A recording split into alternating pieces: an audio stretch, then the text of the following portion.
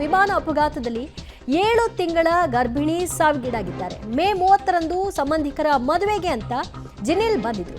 3 ವರ್ಷಗಳಿಂದ ಲಂಡನ್ನಲ್ಲಿ ಕೆಲಸವನ್ನ ಮಾಡಿಕೊಂಡಿರುವಂತಹ ವೈಭವ್ ಪತಿ ಜೊತೆಗೆ ಲಂಡನ್ಗೆ ತೆರಳುತ್ತಾ ಇದ್ದಂತಹ ಜಿನಿಲ್ ಪಟೇಲ್ ಸಾವನ್ನಪ್ಪಿದ್ದಾರೆ. ವಿಮಾನ ಅಪಘಾತದಲ್ಲಿ 7 ತಿಂಗಳ ಗರ್ಭಿಣಿ ಸಾವಿಗೀಡಾಗಿದ್ದಾರೆ.